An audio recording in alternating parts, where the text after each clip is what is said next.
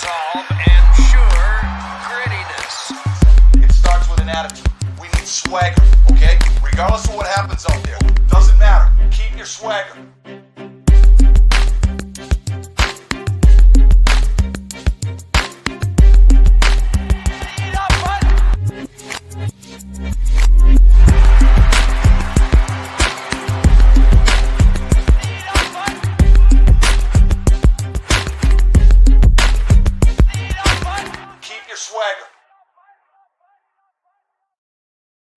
Welcome into the Five-Hole Fantasy Hockey Podcast, Baguette Eiffel Tower. We are your hosts, Alan and Jay. Jay, did you just check out that score for that Buffalo Senators game?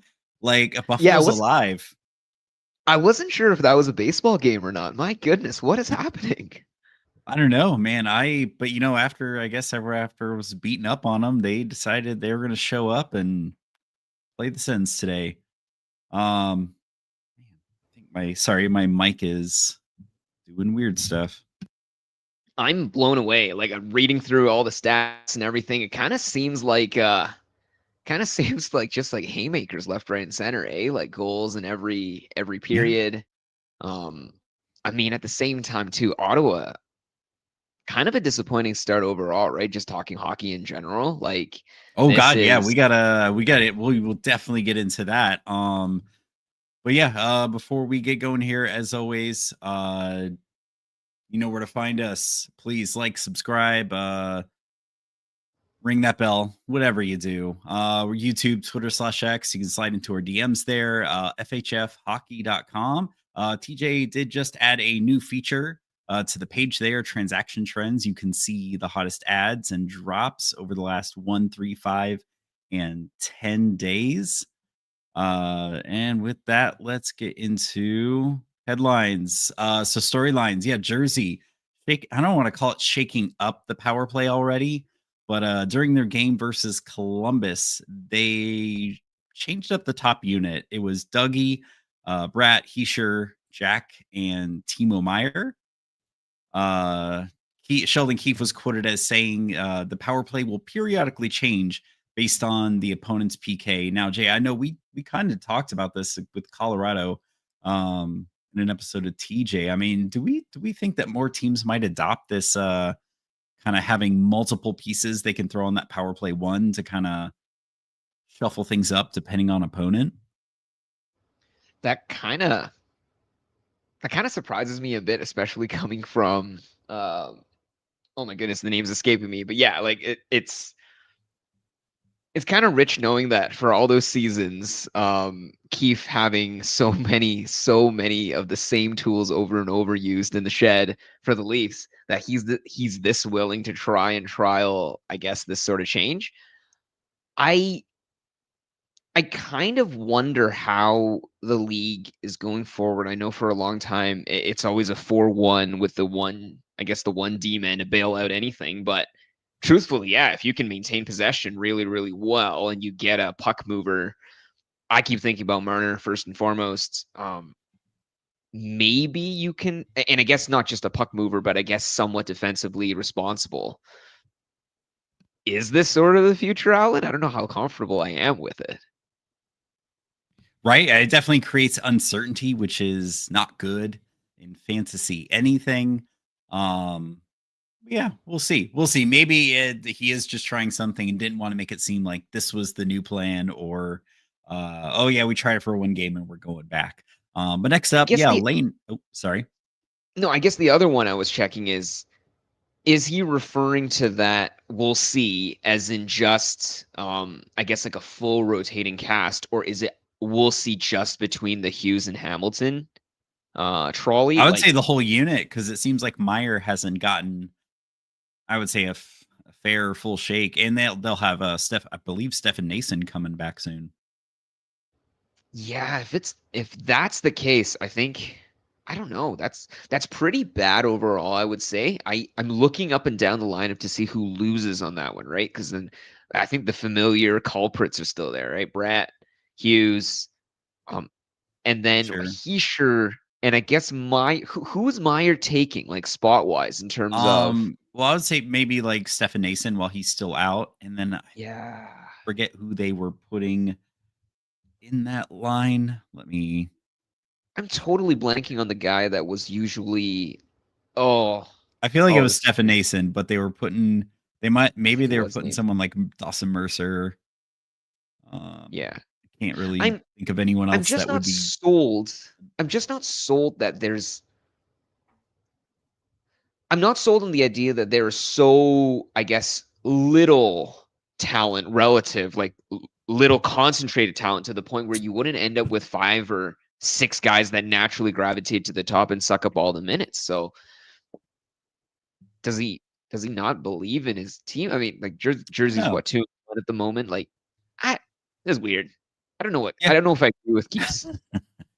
So yeah, next up, Lane Hudson, Montreal Canadiens, signs an extension for 8 years by 8.85 million, which is probably a discount. I feel like that's insane. And with that, nice infographic. I don't know if that was put out by the Habs social media team or not, whatever. But yeah, they have Hudson, Dobson, Suzuki, Caulfield, Caden Gooley, and Yaroslav Slavkovsky all signed through at least, I think it was actually 2031, according I to think that it's 2030. infographic. Yeah, yeah. Yeah. But Crazy. that's crazy. That's your core right there. Which is good. We like L- certainty. Take notes. Lane Hudson turns 30 at the end of that one. Am I reading that right? No, that can't sound right. He turns 30. Last season, his rookie season. Oh, he does turn 30 at the end of that new contract he signed, but it's not 2030, it's in 2034. That Yeah. graphic you were Yeah. It's describing is yeah, just player signed some of these contracts other expire guys. earlier than others. Yes. Yes, for But it was sure. at least 2030 or 2031. I think this almost cements the Habs as like Atlantic at like Yeah. do we say Atlantic contenders? But I no, definitely Atlantic Uh, contenders, right? Like this Definitely is playoff contenders. I don't know about cup contenders yet. I think yeah, yeah, yeah, for sure. Playoff for they sure. need to age up a little bit. Yeah. So yeah, so injuries. So a lot of guys just kind of down to dance day to day. Kopitar and Kemper on the Kings. So Kopitar is apparently a game time decision on Thursday, but it seems pretty likely that Anton Forsberg gets the start. But uh, just like that, apparently Phoenix Copley was traded back to LA by Tampa for this future considerations guy. There was probably a fine of 100 grand involved, but who knows? So yeah, it could be Phoenix Copley starting, could be Forsberg. You just have to wait and see. Also, John Klingberg, San Jose, day to day, lower body, supposedly not hip related. I know that's a concern given the past couple seasons. Sean Dursey is reported as being out for about 4 weeks with an upper body injury. The coach came out and said that there isn't really much concern that it'll actually be 4 weeks. He'll probably be back sooner. But yeah, I would say the big one in the last 24, 48 hours, Brady Kachuk, the Ottawa Senators, and Sloth lookalike. He's out 4+ weeks with a hand/wrist injury. Just kind of a weird, normalish hockey play, freak injury. It's like Roman Yossi kind of just cross-checked him into the boards and he kind of went into the boards funny. No word if surgery was required. He's getting a second opinion today. So that's even no matter what, that's a huge hit for them, especially a hand wrist injury. Yeah, you got to hate that because especially if you want to shoot at all, you kind of need your wrist. But lines today in practice, well, and I guess these are actually game lines too. Your top line was Amadio, Stutzla, and Zetterland. Then you got Perron, Cousins, Batherson, Grieg, Pinto, Giroux. I was really hoping for a boost for Pinto with Brady Kachuk going out. But top power play though, Ridley Grieg moves up to top power play along, and looks like Batherson just came back, and then you have Stutzla, Cousins, and Sanderson. I don't know, Jay. Are we particularly interested? I don't think Sens have like a crazy schedule the rest of this week or next week. That's the Anyone that we were interested in? Yeah, that was the first thing I was looking at just to see like if there was a schedule shift. Um I guess this is another one too that I'm almost like playing what was the term TJ used? I think it's like playing fantasy with our deck, like with our deck facing, I guess, the audience. Um, Truthfully, when I'm looking at most of these guys, like I generally add guys more schedule based, given how our leagues are structured down, like the leagues you and I play in. I look at it far more schedule wise than I do like specific deployment. So, like for example, even if Ottawa had, I don't know, I'm trying to look at any of these guys that would be like Amadio, maybe, right? Amadio, if he's getting top deployment, he's definitely ownable and definitely available. But I generally look at it more from the schedule, and the first thing I see is like, ugh, disgusting coming week 3 schedule. um, and aside from that, I do agree that any wrist injury, going back to last year, especially when who's the was it Matthews? Matthews was the guy that had the wrist injury, I think, right? Maybe I thought it Or was was it hair the plug injury? surgery. I don't He know. did. He did have to fly all the way to Germany for Or what was it, Turkish like a hair plugs. totally, yeah, like a totally nothing injury. I think when he was saying I it's don't know. crazy. Well, it was whatever medical professional he had seen over there for whatever it was. But yeah, I don't know. I mean, for someone who wants to or is, a shooter or does shoot, I It's imagine even horrible. passing's got to be tough with a messed up wrist. Um, We yeah, huge we hit. didn't get clarity on, and normally we don't, right? We clarify we don't normally get this in the NHL. Did we see which wrist was slashed on the play? Oh no, like I said, it was just he got cross-checked into the boards. Yeah. And Yossi did get penalized on the play. It was probably the fact that his wrist got injured was freak, but I don't think we have anything to I don't think there will be additional discipline for it. Because I'm trying to think, right? Like, so it was only when I recently discovered that like it should be inverted, right? So instead of, I guess, like powering everything on the shot from the lower hand that's lower on the stick closer to the ice, technically it should be almost like a pull reflex action. Like, is it a pull lever? Is that what it's got? Like a pull lever action. So your dominant hand rests on the top knob and is supposed to, I guess, almost have a yanking motion. So I was wondering which of his wrists was the one that got slapped. I was like, if it's his lower wrist, then I was like, well, he still got all the handling and the power at the top, right? But I was like, if it's his top hand that got slashed, then I was, Yeah. or sorry, if it got hit. You know what? I didn't think about that when I was watching the replay. Could just tell. I'm like, oh yeah, that went in funny unless you're like hyper Right, flexible. for sure, Some of for us. sure. I Yeah, I say think I think the other sorry. one too that would be kind of scary would be everything about him being valuable in fantasy. Like, I was checking on the stats because I thought he did everything in terms of like hits, shots, blocks, but I think actually it's mainly shots and hits, isn't it? Like his blocks are kind of Yeah, pretty I mean, you pretty can block with normal. other parts of your body. Wouldn't worry True, too much about that. true. But I'm just saying, because so much of his fantasy value is predicated on his physical components of the game, as opposed to, for example, like a Clayton Keller, right? Like a Clayton Keller, he's not going to be very physical all the way through and still produce. You drafted him for that. I wonder how, especially with it being an Olympic year, if like Brady Kachuk owners, Alan, is there any value to like a sell early? I don't know. I'm speculating a bit here, sort of I thing. I would wait and see the outcome on that because that's. I mean, if he's only out 4 weeks, you can probably recover from that. But if they're saying like, yeah, he won't be back till after the Olympics, that's where I might try to buy low on him because that's someone's first round pick. I would say in a lot of league settings. Um, It's It'd be also like tough last year when everyone was like, "Yeah, buy Kaprizov for like 80 cents on the dollar, hoping that he comes back for your playoffs." and Yeah, faces this you, is right? And you have just to it's just like wait and see a little right bit. there.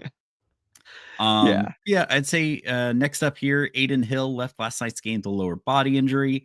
I don't think I've seen anything on if he'll miss significant time, but yeah, crazy timing because I know it sounds like I think today was the first day Carter Hart could sign with the team.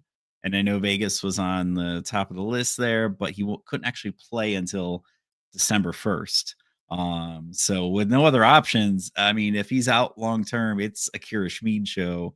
How do we? Well, I guess how do you feel about that, Jay? I don't know about Vegas's schedule. Carter Hart isn't even searchable on player lists, say Alan. Nah, My it'll probably goodness. be the day or the day after he signs. Like he'll show up in Yahoo or 100%. whatever. Crazy. Sorry, Alan, could you repeat the question? Yeah, how are we feeling about Kira Schmid? Like, do we think he's worth a pickup if we find out Aiden Hill's out long term? I know Vegas's defense is pretty depleted, uh, with Petrangelo out for the season. I feel like they lost someone else in free agency, but I mean, do we think they can just outscore all their problems and you at least get wins? Well, I mean, isn't Akira Schmid already getting like a goalie tandem experience at the moment? It's kind of funny too, I because think he's so. He won. was, yeah, because they had Samsonov last year and he didn't re-sign with them. I don't remember Yeah. if he ended But up Akira, anywhere. oh, actually, Samsonov, is he not still on the No, Caps? No? I think he just no. Oh my gosh, Samsonov Caps was or Cap Samsonov was years ago. I'm mixing up Samsonov. Oh my goodness. But yes, there is no team. It is just it Weird. I wonder if he's going is to go to nothing. Europe or something. It's kind of crazy to think 2 years ago he was what, backstopping the Leafs in the playoffs, and now Yeah, he's wow. yeah. I Oh my wonder if goodness, this is goaltending. like his cue, and now he's going to show up and say, "Hey, my, how the turntables." Uh, and Vegas has to sign a desperation deal or something. Um, yeah, I don't know. I would take a chance on Akira Schmid. I don't know what Vegas again. I don't know what Vegas's schedule is, but in a vacuum, I would trust Vegas to pull out wins. I mean, they came back last night, I believe, against Calgary. Alan, the human mind works so strangely. Hero was imagining Logan Thompson the whole time. That's why I went to Washington. But I'm like, was it just because they were mutually Vegas goalies? Is that it? Like that's the connection? That was crazy. Crazy jumps and leaps. Um, I think I think Akira Schmid is crazy value for what he's offering right now. All right. So yeah, I guess yeah, we'll wait and see if he's going to be out long term. Lucas Raymond did not play tonight, considered day to day with an upper body injury, bleh, but he did skate at practice today, so that's encouraging. Mason Appleton did skate at that top right wing spot. I think he potted 2 goals tonight. Um, so man, yeah, if he's out with any kind of term, I Mason Appleton may not be a bad pickup because I think Detroit might have Detroit has one of the better schedules going into the weekend. Um, then Jacob Markstrom out for a couple of weeks. They have called up Nico Dawes, which again, more just shenanigans in Jersey because like they had pulled Jake Allen out of that game that caused Markstrom to get injured for cramping, which apparently has just been something in his career. Uh, Markstrom, I think that he was the goalie that got hit like off the head and the chest. It was him or Aiden Hill, but that wouldn't make sense if Aiden Hill was a lower body injury. But yeah, sounds like he's just out. And then, but I don't know, Jake Allen, are we interested? I'm apprehensive. But at the same time, like he did pull out a dub that game against Columbus. I know, right? It's a well, I don't want to say a low bar, man. That's I got to give Columbus more credit than that, but yeah, they're Yeah.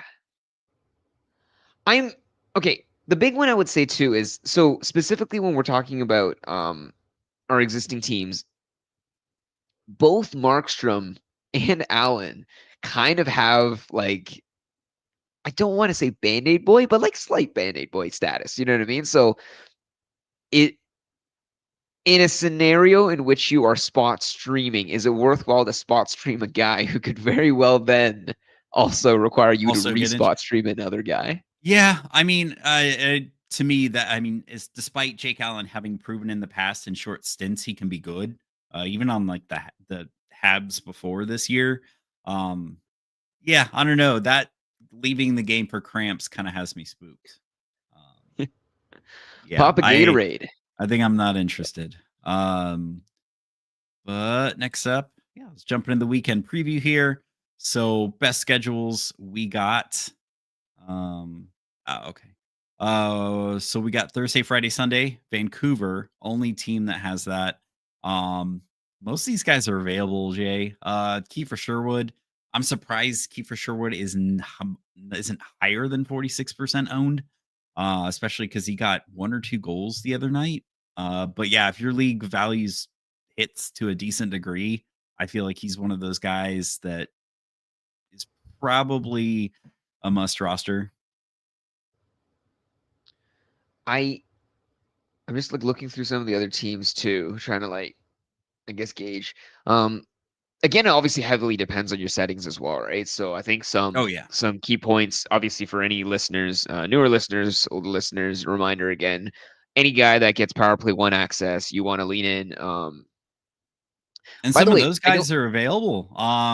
Besser, Kane, DeBrusque, like they're all less than 50% owned. I mean, Besser, just go check at 44%, but yeah, I'm am I shocked.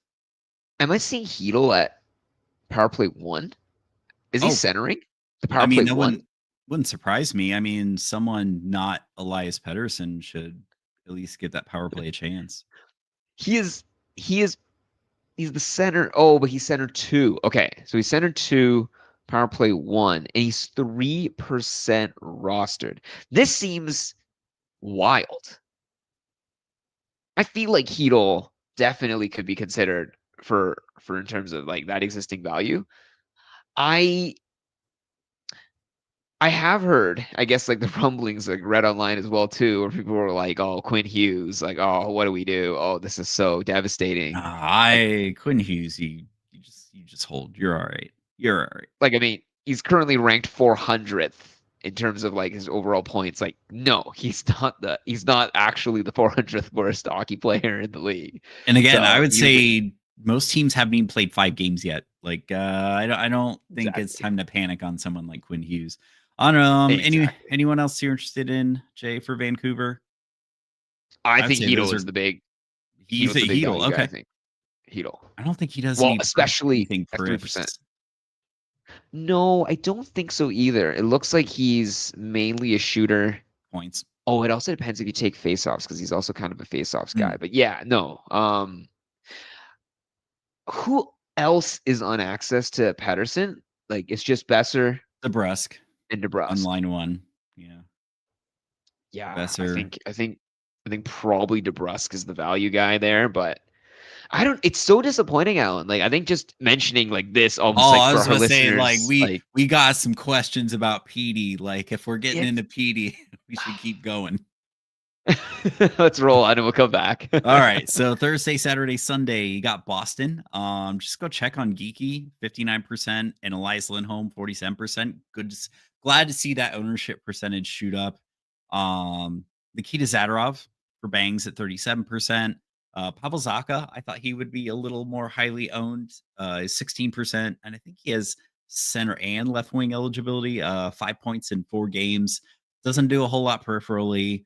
But he is getting the points. I don't know if there's anyone else you were eyeing there, Jay.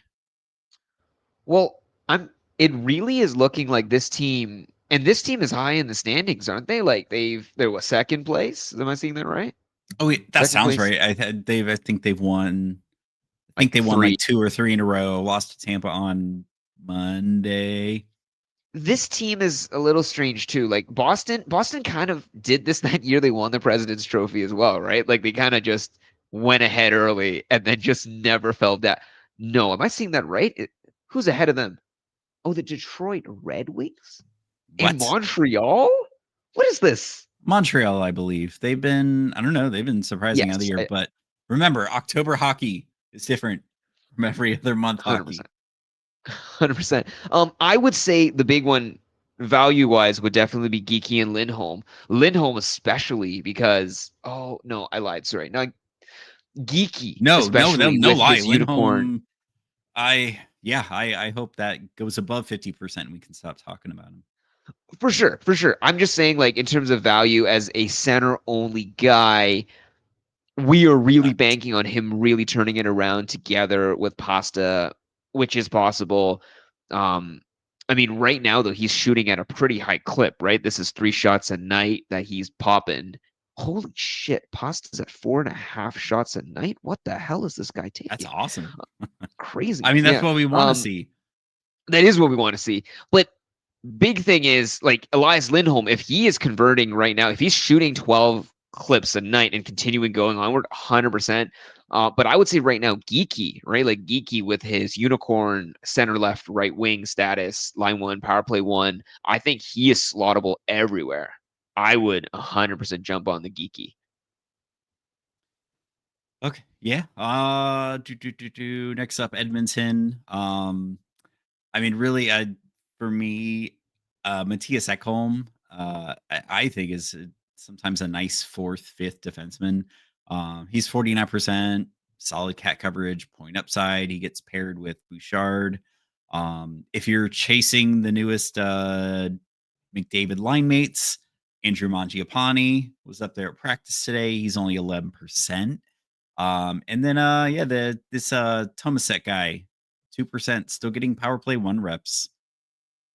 Craziness. I mean, he's only got 1 assist, and I don't think it even was on the power play. He doesn't seem like he does anything else peripherally either. But we have to mention Frederick too, right? Like getting If he's not on line 1, I don't care. Or even, well, maybe if he's still getting power play 1, but if he's not on line 1, into the sun. No. Looking at all his stuff, it mainly seems like he's a peripheral god. And oh god, he's fallen to center 4. Oh god, okay, yeah. Well, no, he's getting second reps on the power play and the penalty kill. Yeah, I don't know. Very drafted up team already, right? And they haven't. Yeah, very drafted up team. Yeah, I would say, I mean, and maybe say just go check for leagues where banging stats are valuable to you. I think Darnell Nurse was somehow less than 50% owned.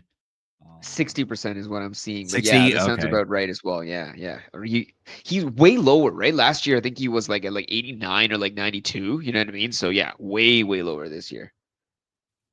Yeah, he is just, I don't know, one of those guys. He's got a very specific role. It's not points. But yeah, so for teams with Friday, Sunday, you got Chicago. I think that's the team they tooted the horn on the beginning of the week. Frank Nazar, 45% owned, so I think his ownership's climbing. Sam Renzel, 39%, and Colton Dock. That was an interesting thing to see. He's 9%. If you need hits, so far he's got 23 hits in 4 games, so he will get them. Well, the other one too is I think it's related to like I think we touched a bit on it in the news. I'm trying to remember if we did, but like Nick Foligno is supposedly out with a short-term leave of absence for a personal family matter. So horrific, but then also at the same time, I was a bit late to the ads myself in our leagues, Alan. So I'm like, oh no, who's the pickup? And then zoomed in to find which available left winger was going to slot in on his role, and Colton Dock. There we go. Let's go. He's not exactly an offensive Mozart from what I can tell. No, it's purely a Cats play. But yes. And sometimes that's what you need. You got points, but you want hits. Yes, you want points and you get hits. What's that meme instead where it's like, I need a spoon or something, and then the guy. Oh yeah, it's like we have a spoon at home. The spoon at home. Oh man, you're getting the Colton Dock. That's all you're getting. And then Detroit, just go check on Patrick Kane, 51%. Marco Casper is 20% owned. The only guys I could really find if you want periffs are I don't know if it's Simon or Simone Edmondson. I almost want to assume it's Simone because we deal with people from across the world. And Ben Sherratt for peripherals. Both those guys should be just absolutely widely available. I actually think Edmondson just recently returned. That might be why he was pretty lowly owned. Who's Emmett Finney? Oh yeah, the rookie. So yeah, it seems like he might be hanging out on that first line. I'm sure he is super widely owned. I don't know if he is. I think he got anything tonight. 2% roster, but he's on the first line with Larkin. Interesting. Yeah. Okay. He was there like all preseason, and I know that was someone TJ was kind of sounding the alarm on as someone to watch. No points tonight. But yeah. If he's Oh, getting that top line, it's an opportunity play. geez, the other one too that's crazy is a JVR, eh? So Yeah. Oh, I think he just came back. Uh, he's averaging 10 minutes a night and on the fourth line, and then also power play one. Just like all the who well, was that's the what. guy from Remember, years that's. ago? I think that was when Ah, he was on Boston. It was Carolina. like fourth Who was the line guy in power play. Who was the What? Go D for it. man up? He quarterbacked the power play and had like 13 minutes a night. It was something disgusting. Oh my In gosh, who was he? Carolina? Was it like Tony D'Angelo? Or are you thinking It from when he was was on Tony Carolina? D. It was Hmm. definitely Tony D. It was him. Yeah. It was like the guy you No, looked at. He was like, gets I like feel no like minutes. JVR did that in Boston for a few minutes a year. I Well, think I think JVR 2 did years do ago this. Yeah. because I think Yeah. He's, JVR was in Columbus last year. to be fair, like this, if we're talking just peaks, these guys on the power play, and I mean, Alan, who are we to talk? We are referring to the top team in the Atlantic at the moment. With that foie gras pristine. Sorrow World. All right. So It's last so team Friday, Sunday. Utah, pretty friendly team to stream from. Brandon Tanev. Is it Yes, Chris Tanev is on another. Yeah, Brandon Brandon Tanev. Tanev. Brandon Tanev. The Ghost Brandon Hunter. Tanev. Yeah. If you Yes, need yes. hits, he has 17 across 3 games. Nick Schmaltz, probably the go-to. All reliable, 32%. Barrett Hayton, 6%. That's purely a points opportunity play. Not someone I ever feel confident about. Probably why Nick Schmaltz is much more highly owned. We got What do you Sean think Jersey about out. Nate? What do you think about Nate Schmidt or Ian Cole? Like these like deep dive cuts I was gonna for say, dudes. I feel like those are like peripheral plays. Yeah, I would agree with that. It's tough because obviously Sergachev is just gonna eat up the available minutes vacated by Jersey's absence, right? So yeah, no real value. Okay. And then goalie streams. Friday, Saturday back to backs. You got Minnesota at Washington, at Philly, San Jose at Utah versus Pittsburgh. I'm not interested in either of their goalies. Um, Tampa, you have at Detroit and at CBJ with the departure of Phoenix Copley, we now know that JoJo for sure is the backup again. Um, I don't know. I think if between all those back to backs, if I could get Wallstead at a mini, that'd be the one I'd be interested in. I'm 100% on the Westhead train. Although that'd 100%. probably be Saturday versus or at Philly, which it'd be Saturday, be a busy day.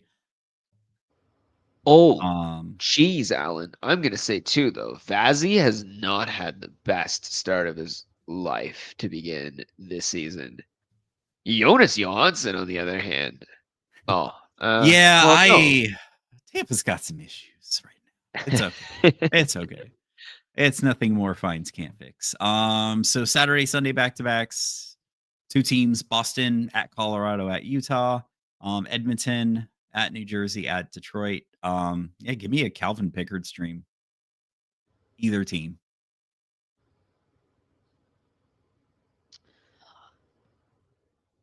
especially if you start You would Sunday, because you probably you get him in prefer easier. would you prefer him over that Corpusalo stream? Um, because Swayman probably gets Colorado, Corpy gets Utah. I mean, as like a Hail Mary play, maybe Yeah, if you're just like either way, I'm losing. Hail Mary it. Yeah, maybe Corpy against right. Utah. It's at that point if you're needing to stream him, it's kind of like questioning the value of like rolling over the ad into week 3 instead. But yeah, Yeah. hit or miss. Yeah. And then next week prep. Another nice streaming week here to choose from.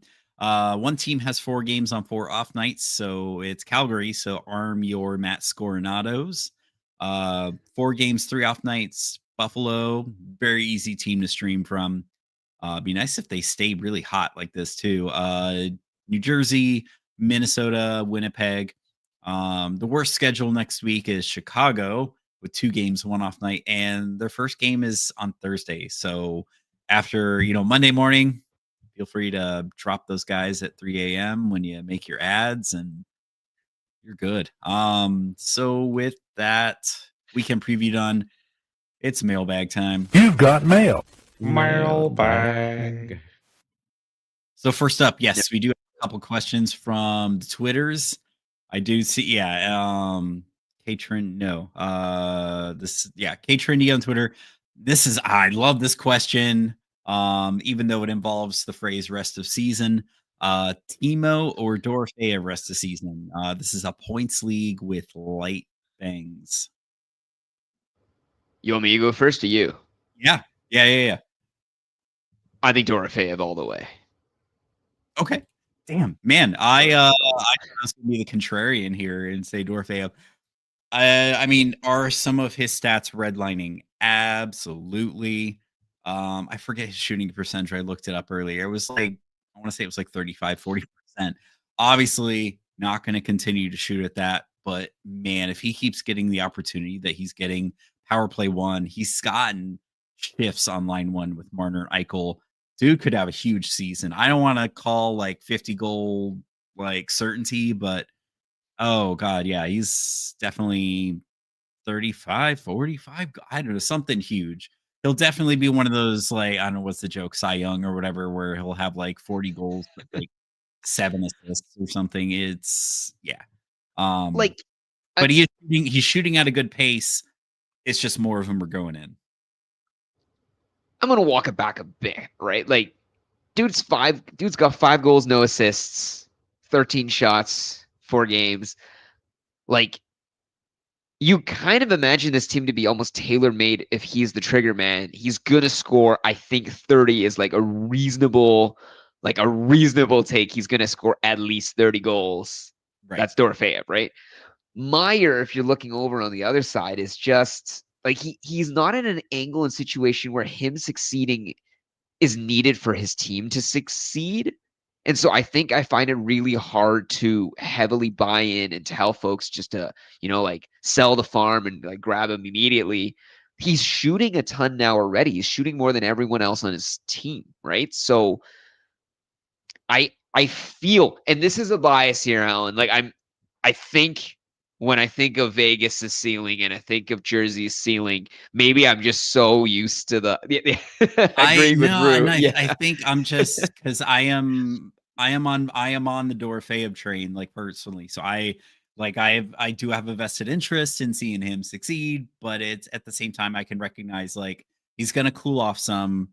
He's not gonna score 80 or 60 goals or whatever, but I just, especially with bangs having less emphasis apparently in this league, I just give me the guy who's shooting a ton because they're bound to go in. Wait, hold on. Wait, we are on the same side then for Dorofeyev, right? We think Dorofeyev somehow. is, And I mean, Dorofeyev isn't even the guy on Vegas either, but it's just, I think that it's just everything about Dorofeyev is so strange now because he's, aside from Eichel and Marner, and Theodore. Shea Theodore somehow sneaked all the way up there as well. But aside from him, Theodore doesn't even have power play one at the moment. I was gonna say Theodore, if anything, like at 96% ownership, like he's probably the non-value factor, right? Yeah, but I'm with Drew there. It's gotta be Dorofeyev is at 90% ownership and rostership. Like, Alan, I remember. I agreed, but I was adding Dorofeyev and dropping Dorofeyev last season, and it was like nobody cared. Like he was still scoring a ton last season too. This season, it's just I think folks have wisened up. He's getting the deployment to back it up. And that was why I took him. I drafted him specifically because he shot like a ton, and it's a category. Also, to build on Rue or Caffeine Ketamine, like 4 of those 5 goals are power play goals. I know, and that's really another like huge red flag. But it's like, dude, he's doing it. I remember last year the whole time the whipping boy for overachievement was Natchez, but I let that shit ride like all season. Then I'm like, oh sweet, I got this guy that's top line, top power play in Colorado. Oh man, sucks to be me. No, no, but like I don't think the power play goals are a red flag as opposed to like a crazy, crazy screaming green flag of like this guy is gonna be the dude they put on to beat the shit out of like man advantage teams, and he's converting those clips. This man is gonna be the tried and trust. He's gonna be the Vegas version of the Edmonton Dry in The Office. You know what I mean? So holy smokes, to have gotten him. Alan, where were we drafting this dude? I swear he was like way I feel like I took him pretty high because somehow he was like kind of the was he? best. Like He was at least with projections and stuff I was using. He was kind of like one of the next best players available. Or that I was he's just like, you know definitely what? delivering. Like I said, I want someone who's going to shoot a lot to try to get that category. Dorofeyev, boom. Okay, so yeah, Alan, we're both. This literally became like a glazing Dorofeyev setup. I didn't realize we both shared this I know, right? appreciation for this Let's one get Golden Knights winger. at least one of Armin's questions here. Would you trade J-Rob for Sider in a partial 16-man keeper league? J-Rob can be kept for 4th, Sider a 6th. Standard cats with hits and plus minus, no blocks. I hate the no blocks because that takes quite a bit of value from Sider. I would probably keep J-Rob. I think J-Rob without the blocks. I think his even ceiling's higher. J-Rob, I would say at 4th round is still pretty good value. 100%. That's what 40th or 5th 48th, I guess, right? Like that's in that range. Yeah, I think that's crazy value for because J-Rob, let's keep in mind, right? Like he's a couple seasons off literally being a first It was like 100 points draft pick. Yeah. Yeah. So we know that is his ceiling. It is entire. I'm just gonna pull up Dallas. Oh, I think we gotta see what this new coach does too. Like he's already 4 points, 3 games, 16 shots on goal. This dude is also at 5. Like everything about this season is screaming like he could literally pop off. Like he's already doing very, very well, and he could still pop off and ride into the sun. And Sider is on the opposite, right? Sider's team is doing crazy well, and I think he's still kind of at pedestrian stats. We'll see. I mean, I feel like they were right there as a bubble playoff team last year, but they just I don't know. I still think they need like another like top 6 piece from what I mean to say is more like in terms of the scoring setups, especially with no blocks in the league, Sider seems to be definitely more. I feel like plus minus that gives Dallas an edge. I feel like yes, that too. Much better holistically. But I was just saying, like Sider's probably the guy that's kind of like he's doing defensive duties for the team, but the scoring is not going to cycle through him. Yeah. Yes, 100%. And then this other question, which actually ties into the next question I was going to get from Twitter. Arm's asking, should I try trading Kadri, Hurdle, or Velarde for Elias Pettersson? Cacuffle, it sounds like I don't think they reward like peripherals a ton. I honestly would hang on to who you have. I personally have zero interest in owning Pettersson. I tried it last year. It was terrible. I will never do it again. I mean, the one I'm looking at is like Velarde is doing well at the moment, honestly, right? Velarde is doing well at the moment. It also depends how people buy into the Velarde train, right? Because I've personally always been of the opinion more so that like I guess Velarde is almost always better in your mind than he performs in reality. So like that sort of scheme, I don't know if I would say that's true. Winnipeg get real shallow real fast though. I think Velarde's got a much higher ceiling. Well, I don't want to say a higher ceiling. He's there. Pettersson has like 100-point ceiling if he like woke up and tried, which I feel like is his problem.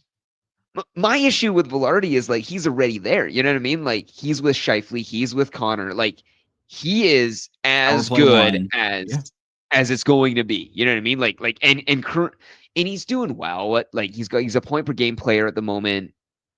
I feel like Kadri is the straw that stirs the drink in Calgary there. You cannot give up Kadri. I mean, you cannot give up maybe, Kadri. Yeah. maybe Hurdle, but like I feel like that's almost an insulting offer. But if they gave you Pedersen, if you want Pedersen and they will give you Pedersen for Hurdle, take it. And maybe, Pedersen makes the comeback this season. But Hurdle's I kind of personally have no interest in owning him. Hurdle's kind of an interesting one because he definitely is. He is the Vegas Brock Nelson. You know what I mean? He's the dude that's kept on to win the face-off when Eichel gets kicked out of the dot. Like, he's the guy.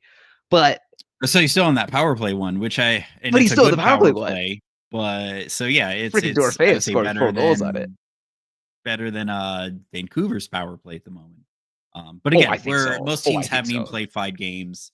And yeah, no, with Alan, that, we could definitely say that the Vegas power play is going to be stronger, I think, over the season than the Vancouver power play. We'll see. Too soon. CJ 3 to 4 games in already, and he wants to drop Pedersen. So yeah, 3 shots over 3 games, and magically Hintz has just became available. Is it too early to drop PD for Hintz? I don't know. So I feel like my answer is totally not based in logic, but I would. Like, especially with the small sample size we have so far. What did I see? Like Hintz had like 5 points in the 3 games or whatever, 4 points, 5 points in these first 3 games. Yeah, 1 goal for he's going to assists. be strapped to at least one of the best like top 5 wingers in the league all season. Eco. And I mean, I don't know. Maybe that comes back down to earth some with the new coach. Things stabilize, but yeah, give me Hintz right now over Pedersen. But I don't feel like that's an answer rooted in logic. So I don't know, Jay. How do you feel? Sorry, I'm just laughing at Caffeine Ketamine's statement about Velarde's 20-year-old and 80-year-old body, and I'm like, okay, oh my gosh, yeah. Sorry, got distracted. Going back to CJ's question, I think the big issue with Hintz, and it shows up every single year, is that he is center only. And when you're dropping a guy that is center left wing, and I would say their ceilings are somewhat similar in terms of their overall access, because at the end of the day, Dallas is a team that is very forward offensive heavy, whereas Vancouver has that, like, the power play quarterback. You could argue on the day, okay, maybe not on the day because Cale Makar exists, but like, and Cale Makar is in the Western Conference too. I was almost going to say, like, you have the best guy in the Western Conference, but you don't. You have one of the best power play quarterbacks in the league in Quinn Hughes. You don't just, they don't grow on trees. And when you have a guy like Pedersen that can, like, partner up with another, like, dynamic person like that, you would definitely go through streaks in the season. I think PD can come true as well. Vancouver's just not clicked.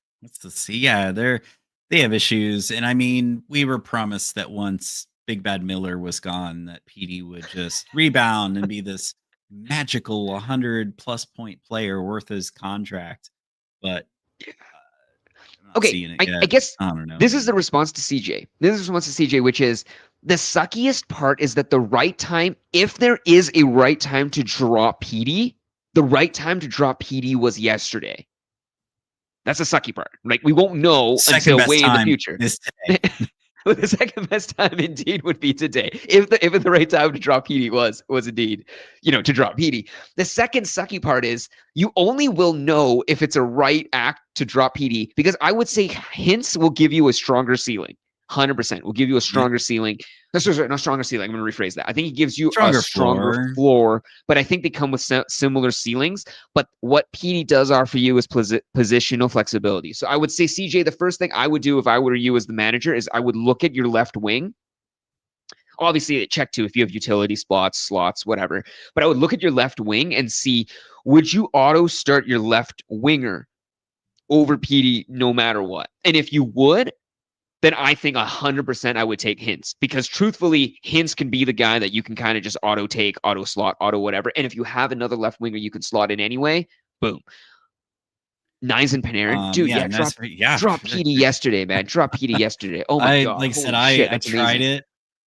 Wouldn't recommend it. But yeah, next up, Wick and Discord. Is Barzal cooked with this Isles team? I think this Isles team is cooked regardless. I mean, there is some statistical hope. I did try to dig into it some. With the stats I do understand. I don't pretend to understand like Corsi for, Corsi against. Um, it looks like right now, yeah, they are kind of getting caved in defensively compared to the rest of the league. But also their shooting percentage is like notably lower than the rest of the league. Like they're at 6.7 as a team, and league average is like 10.6 or something like that. So it's they they could have more goal support, but I also just feel like they just don't have the roster, and they are just getting over having just like a terrible GM for the last while here. It's gonna take a minute before they're a competitive team again, which sucks. Like they went to what, two ECF finals Right? within this Oh, decade. It's right. crazy how you just fall apart like that. But The yeah, the one I Barzal I still was feel like is one of the only fantasy relevant players on that roster. the one I was thinking as well is like, man, like Alan, we do this every year, right? And I guess this is why this is why we talk hockey. But like going into the next year and like putting the next year's schedule all the way in, and you're trying to like project it out. See, I haven't done that specifically checking for those teams, but I am so curious to see exactly what the Isles look like in terms of our fantasy hockey playoffs because if they Mm, have an amazing, amazing, amazing, beautiful, gorgeous 4-4-4 playoff schedule, like maybe it'd be worth considering. Like, and I even then, Alan, I'm still saying maybe because you gotta yeah, I fucking don't know. get to the playoffs Yeah, in you got order to for get to that the to be playoffs, and I relevant. mean, I feel like Barzal does have right wing eligibility, which would be nice. He does. Um, He does have dual CRW. But yeah, I think, Alan, you'd agree with me on this one, where I think with the Isles, like their fantasy relevance and their real life relevance seems to always hang around that like should I roster them to oh my god I gotta roster them angle. right. Like none of their players really are like the my goodness my team is fucked if I don't roster them level. Maybe Sorokin, I right? gotta reach Right. for Bo Horvat. Well, in some leagues, maybe. Well, maybe in some leagues you do. But But yeah, if and your then team is like sorry. Bo Horvat is Gonzo Washington, and I'm like, oh no, I am toast. You probably were, as the phrase goes, cooked to begin with anyway with that roster. I think it is way healthier if your roster lineup always has the Isles as like kind of a, oh, they're available this week. I'm picking them up. You know what I mean? I think that sort of gung ho attitude is the right play They're for always one of those pretty much. reliable stream teams. Yeah. Like Yeah, maybe your reliable Brock stream Nelson teams. works out and you hang on to him for Perfect. another week or two. Anders Lee. But yeah, this next question from I want to butcher. I hope I'm butchering this because I'm doing it intentionally. I'm assuming this is Pokemon. Pokemon. Yeah, he is he's wanting his team rated here. Improvements, possible suggestions. Um no changes so far. Narrow loss in week 1, losing in week 2. He has got and he's got a scoring here. I would say very points heavy. Goals are 5, assists are 3, For sure. special teams points are 1, shots are 0.5, hits are 0.25, blocks are 0.75. This goalie scoring though is goofy. Not Wins are 2, goals against are -1, saves are 0.35, shutouts are 1. So so goalie's this rewards not high very strong. volume, right? I want to say it rewards High high volume, like volume. scoring. But he's got Aho, Heischer, Philip Forsberg, Robo, Kucherov, Toffoli, Fox, Heiskanen, um, John Carlson, Caps Carlson, Ekblad, Strom, Jenner, Cutter Gauthier, Nick Schmaltz, and then his goalies are Dostal and Stolars, which with the way this league scores goalies, I say he's fine there. Um, Yeah. Honestly, I would say I don't some even weeks it probably wouldn't hurt him to try to stream a goalie rather than like with how short these rosters are, rather than more wait. forwards. I was even checking. Like, this is a points league. This is a cats league. This Yes, is a what league? points, points, and it seems Jeez, very I don't heavily know, skewed toward like scoring. You know Alan. what I'm I I'm say? Sorry. No, you say it first because mine is way more hot So of a my take than thing, yours. Go. I see why he lost week 1, and it was kind of what happened to me too. Kucherov, Tampa is stumbling out of the gate for some reason. Kucherov is trying to get pretty when he just needs to score. Fox, the Rangers shut out in their first 3 home games, so Adam Fox probably did jack all for you. So they had 2 guys you probably spent significant draft capital on, didn't help you at all. I'd say your streamers are probably those bottom 3 guys: Jenner, Gauthier, and Schmaltz. But yeah, I don't know. I don't know if there's anyone you really need to panic about yet. Man, this is my hot take, but I'm like, with that scoring, do you think? I think it would remove some floor. Just carry a shit ton of skaters. That's exactly where I was going. I was like, why do you need the goalies? Like at that point, mind you, okay, I would say maybe don't drop the goalies, because I think dropping those goalies, you are not going to pick up someone of value for their value. But I would definitely trade away goalies and try to claw back. I guess like forwards, like scoring forwards. But it's insane. Like, Alan, can you click that scoring again? Because if I'm reading the scoring correctly, that would indicate that how many saves equates to 1 goal. Is that 12 saves? Am I seeing that right? No, 3. About 3, because it's a third of a point is a goal against. Oh, sorry, not the goal against, but the goals, right, for the forwards. Oh, goals, yeah, goals are 5, so it's like 10 shots. I mean, 10 shots to a goal. That sounds about right. It's 3.5. It's just like those what hits. In the world? Like, wait, hold on. So you have to have 14 shots, 14 saves to make up 1 goal, which I feel like when you say that out loud sounds very, very skewed. Because if a guy doesn't get a hat trick, he just gets 2 goals. You need him to make a 30 save setup in order for him to not be able to equate to that guy's 2 goal output for the goalie. Which, Alan, I don't know the scoring I'm looking at. I'm thinking, why the hell is anyone carrying a goalie? Yeah. I mean, unless you have, I don't know, like even Hellebuck. Yeah, he'll win a lot, probably get some shutouts, but 3 points. But it doesn't matter because 1 win is 40% of 1 goal. So like, there's no just. And an assist, even an assist is 1.5 wins. Like, I would say that was very savvy not to invest a lot of draft capital into goalies. I would say the more savvy move further is to trade away your goalies and try to get back any guy that can score. Or, geez, even if the guy scores half as much as your goalie, he's already getting way more outsized value for you than he is. Because none of those guys can get like negative points. You on the busy days trying to field all those skaters. But you could stream. That's when you can stream all the guys. Oh, yeah. Double checking on the streaming settings and everything too. But yeah, I would say that to me, Jenner, Gauthier, and Schmaltz are the streamable spots. If you want to get guys in and out. You know my streamable spots because that involves the all 2 of them? goalies and then trade away the goalies. Right. But yeah, and then let's get to caffeine ketamine's laundry list here. Elias Lindholm. Thoughts on sustainability? He's available. Just grab him. Just take him. You know what? We got to look at his roster here, man, because I feel like this is one of those. Did he put up his roster? Yeah, it's in the Discord. Let me add it back here. Oh my gosh. There we go. Sorry, that's not it. All right, so he's already got center, from like pure centers. He's got Hints. Brady will have to go in IR.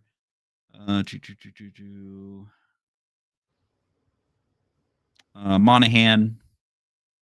Okay, but he's done a very good job of like diversifying, like getting away from just being stuck with a bunch of center only guys. Yeah, I would say that Lindholm might be an upgrade over Monahan. I mean, you lose some flexibility, but he might be better than Byfield. I feel like I could get like beaten for that. Well, I think it's really tough sometimes when we do like some of the rating teams and adding and whatnot. Biggest one I would say too is, generally speaking, unfortunately, center is such an important position, or rephrase, not unfortunately, centers in the NHL in general are such an important position that the chance of you getting a center, any center that is top line dude, that is completely and fucking wastingly unserviceable is unlikely. You're going to get a guy that can do something decently enough so that he can provide on the game week. Having said that, any of those guys, Alan, I don't know if it's like my eyes or if that's just for ants, but I'm like trying to like peer in and like glance over. I was like, which were his centers once more? Which one? What? Sorry. So which were his centers? So Oh, he's got just center only. It was all he actually had was Hintz. Hintz and Monahan were his only center onlys. So He's got Hintz Bedard, and Monahan, Brady, and then Lindholm. Willie Nylander has center. Quentin Byfield's got center. So Because he's got other guys with center eligibility. Yeah, so I'm just saying if you got Hintz and you got Monahan and you got Lindholm, I'm gonna say in my immediate mind, out of those three, I'm not saying I wouldn't rank Lindholm. Like, I'm not saying that Lindholm is definitively higher than either of them. I'm just saying that if push came to shove and I needed to fill other positions, I would happily still service a team losing either of them and gaining Lindholm. Like, he would still do enough where I would be like, my team isn't going to crack. It's going to be fine. So I think it's more about a schedule setup where you're looking ahead at next week and looking ahead and week to week, checking to see who do you got, who do you have, and what are those specific schedules? Because truthfully, I'd rather have 4 games of Lindholm than I would 3 games of Monahan. Like, that difference does not make or break it. And that's kind of their but I same just feel level like there anyway. aren't a lot of guys on this team that Lindholm is an upgrade over. I don't think you're dropping any other guys that aren't also C's to grab an extra C. Like, that team, yeah. So I think you're only going to drop a mutual C for it. But I think they're all in the same ladder category. I don't know if I'd trip over myself with this roster to go get Lindholm. I mean, the other one too is next week is a pretty relatively good week for Boston. So I think you could. Wait, actually, sorry. No, I'm lying. This week is a pretty good week for Boston. Yeah. Next week is a pretty shit week for Boston. Pretty. Well, they have an off night for Columbus. And what was the last team? Dallas?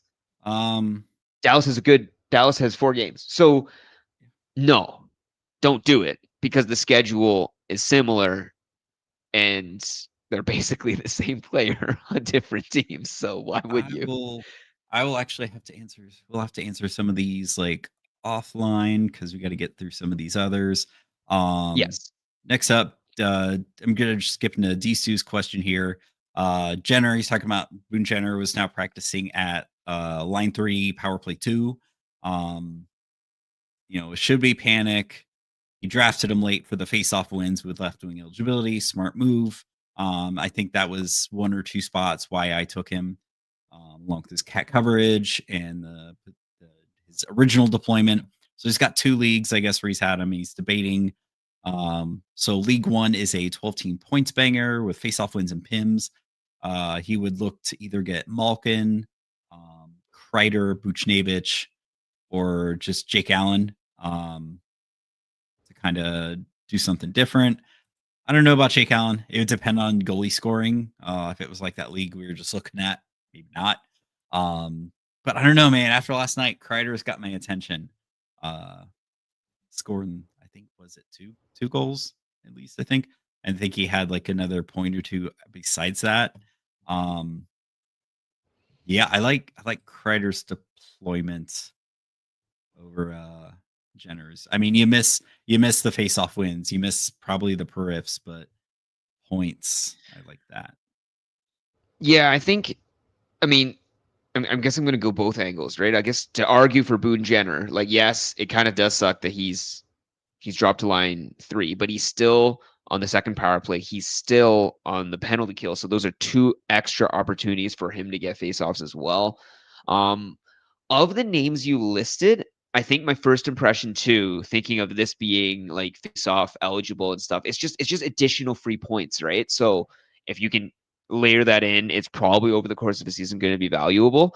So I'm just going to double check on Malkin because it is pretty concerning with Boone Jenner. Not only did he get dropped to the 3rd line, but he's not taking that many faceoffs in this league. And I'm looking that's what's nice about where that team is at in their development is Boone Jenner doesn't have to play like top 6 minutes. They No. have more guys for that now. So it's good for the team, and I don't know, fantasy great for Boone Jenner, because you're looking at the other guys right now that are taking those faceoffs in his stead. Sean Monahan, faceoff stalwart. He's probably not going to get moved Yeah. unless he gets hurt.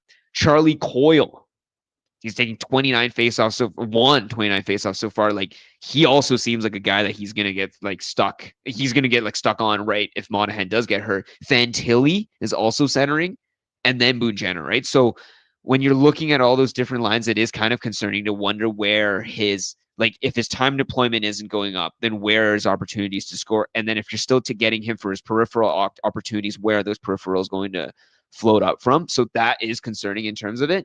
I guess the only other team I was checking in terms of replacing him, though, is the other old guy, Evgeny Malkin.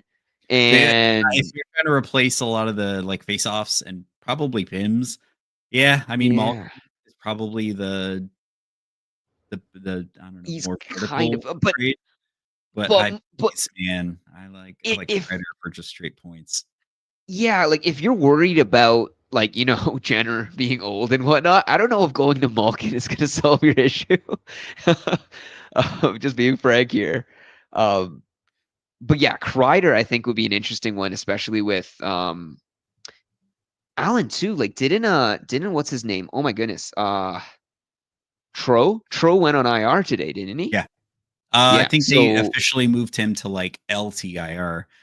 He's not out for the season, but he's going to be but out. For yeah, he's gonna be out for a while. So like, he is a guy that vacuumed up so many face-offs while he was out, right? And then I was like, so if all those things are gonna get skewed forward, I was like, oh, Kreider doesn't take any at all, does he? He's literally just No, he's literally just other swinging. That's stuffer. purely like just points upside, Yeah, because it seems yeah, like he is getting line one, power play one with the Ducks for what that's worth. But for I sure. mean, like I said, he got a couple goals last night, and then I think another assist on top of that. Yeah, yeah. Yeah, and then League Two, it's a 12-team Cats banger, no face-offs or PIMs. It's forwards instead of any kind of positional eligibility. He's looking at Snuggerud, Godier, Braden Shen, Schmaltz, McCann, Buchnevich, Nelson, Zaka, and Kuzmenko. I like McCann. I like McCann. First name that jumps off the list. I would say high ceiling, lowest floor has to be. You have to say a Snuggerud just to see what he ends up doing over the season.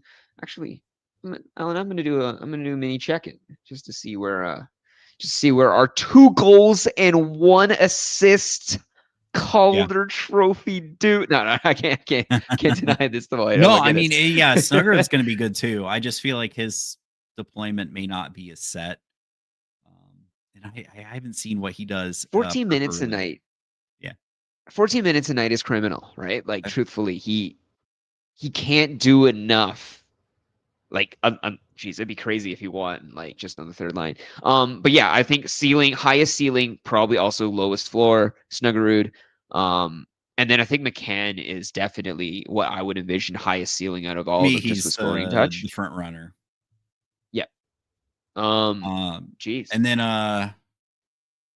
one more here from Armin. Thoughts on Evander Kane? Did you see that? Did you see that our hockey post about him calling, was it Leon Draisaitl or what was it, Zach Hyman? Who called Zach Hyman? I think Evander Kane like called Zach Hyman and basically they probably like, have each other's numbers. No, he definitely I didn't does see that. From their Edmonton days. He definitely has it, but it was like he's calling Zach Hyman and basically going like, "Oh man, like I had so much fun," and it's like voicemail. So he's just basically going like, "Call me back," and everyone was joking about how it's like, man, like going from a Stanley Cup contender, like, and then playing. Yeah. So it's just all the jokes that roll in, but like Kane is gonna have to carry his team if he wants his team to be the contender, right? He's gonna have to play at that sort of level. I don't I I don't know, don't man. Like, know. I think his value at this point is more in that peripheral floor. So like I think he said like a couple Armin said earlier. So like in Cacuffle, so maybe yeah, yeah, sorry. I if the hits you are s- like 0.25, I don't know if Evander Kane's really worth rostering in a yeah. league like that. I think Kane is exactly in his career at this point. He's basically like in the Brad Marchand role where it's like he can beat up on other third liners, but I don't know if he's like the guy on the first or second line that can crush the equivalent other team's first or second line. So I think that's where I stand with Kane, and I think that kind of stands also with where he would stand in fantasy. Like it might not work too well if he plays like if he's playing like 18 minutes, 19 minutes a night. I don't know if there's enough. I don't know. Like he's had injuries and everything, lost a couple steps. I don't know if it. I don't know if there's enough juice there fully where he can like crush Yeah. through I all mean, those he's minutes. getting sweet deployment, but I feel like it's kind of by default because there's no one else. But And yeah, even with the I'd sweet say in a points deployment, heavy league, he's lost a lot of his yeah. value. And even But in a if sweet deployment, he's still only getting 16 minutes, right? So like it's 16, that's not bad he's actually. still it's not bad, but he's still getting shelter deployment relatively, right? He's on power play too. Anyways, yeah, it's just yeah. Um, that's my thought on Evander Kane. Okay. What was Armin's question? Yeah, and Armin's question. I think this is the one. It's one of the other ones I see that's not like Okay, a laundry right. list here. Would you Would you drop drop Rust? Russ? I don't know if I drop Rust. He hasn't really played yet. For Bishel, I think he's that guy in Dallas. Falk, Yeah. Fowler, Zegras, or Jenner. Standard cats with hits and plus minus no blocks. He's really looking for a fourth demon, so that takes Zegras and Jenner kind of out for me. Um, I'm kind of looking between Falk and Fowler. Um, I feel like Well, Fowler is only going to get you the points. Uh, yeah. I'm trying to. Bishel does. What I'm does trying to Bishel like do? remember and double check because Bichelle, Oh, Bishel. Alan, we don't do it. We don't do any like plus or minus in our leagues, right? So I don't have like Heck no. trackers run. No, no, we don't do plus or minuses in our leagues. But I'd figure. I'm just talking here, but I'm thinking Bichelle can't easy like he's playing on a team that cannot function if he's on like a negative 30. You know what I mean? Like his team by definition is not going to end up with I see his teams are on a differential of +5 already. They've only played 3 games, right? So Bichelle would give a ton of hits and probably plus minus, like just looking at those stats, right? Whereas Falk and Fowler, they are going to be getting deployment where they could get absolutely like, Yeah. fisted and like I almost want crushed. to say it's flip a coin between Falk and Fowler. You think? I Yeah, mean, I can see Falk is that going to give angle. you better like other category coverage, but it seems like they're leaning more toward Fowler. I know there was a game since the season started where they did put Holy Falk on shit. power play 1. But it seems like Blues are kind of one of those teams that run 2 pretty equal units. What the hell happened in St. Louis? Oh my god. Chicago was Which up game? 5-2. They was up 2. It was a 2-2 game. So let's see. I'm just going to quickly look to see who's on the plus minus over here. Um, I it guess looks they drank Mike's special sauce too. I don't know. it looks like the plus minus is crushing on Philip Broberg and Logan Mailloux. So yeah, both Falk and Fowler are safe. You know what, Alan? I'm gonna stand with you on this one. I think Falk and Fowler is definitely you flip a coin, and I Yeah. think there's good value there. But I feel like Falk will probably give you better like other category He's the coverage. safer floor. I think he's the safer Yeah. floor. Yeah, I think Fowler Yeah. has the higher ceiling. And I think that's the one. But this last question here, the funny one, I love it. Pull up the question here. So odd pounding. I got offered Taze for Taze in a points league. I'd be dealing from a position of strength, but would like to hear your thoughts on Taze rest of the season. Um, Jonathan Taze can kick rocks. So my story there is I drafted him my very first season because he was like one of the guys I knew by name. And I'm like, yeah, Taze and Kane. Like the Blackhawks just won the Stanley Cup, unfortunately. surely he is an elite talent. I don't know where I took him, but good God, like I was lucky to get like a single full point from him because we even kind of face offs. I felt like even that was like a blessing most nights. I think I held him till like February, and I was just like, screw this, I'm done. And I don't care how many like decent seasons he's had since then. I will I won't touch him. It drives me nuts that Winnipeg is using him as like their I guess they kind of have to as their 2C. And I that may not change once Adam Lowry comes back, but Devin Tays, I don't know, nice 50-point defenseman, doesn't do a whole lot else peripheral I wise, which I assume if you have Devin Tays, that's you're in the position of strength there. Yeah, hang on to Devin Tays, and like don't play with your feelings. So the one thing I wonder as well too is like Devon Taves' ceiling is crazy, especially if Colorado ends up, with any injuries of any sort. It is. Am I seeing a C2 power play 2 for Jonathan Taves? Yeah, I don't know. because man. with just Winnipeg doesn't really have any other choices. Right. But dude is 37. He has taken like I forget how many seasons it was off on this ayahuasca spirit journey. It was a long time. I just no. He burned me like when I first started playing. When I was at my most vulnerable. No, He could burn you again, Alan. I have no interest in Jonathan Tays.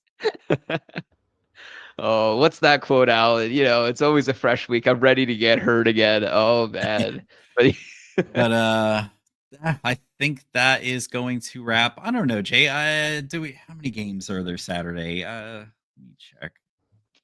There are, I don't think, know. did I say 13? It was 13? like a doozy. It was a doozy and a floozy. I don't know. Do we think we want to start fire sit start back up?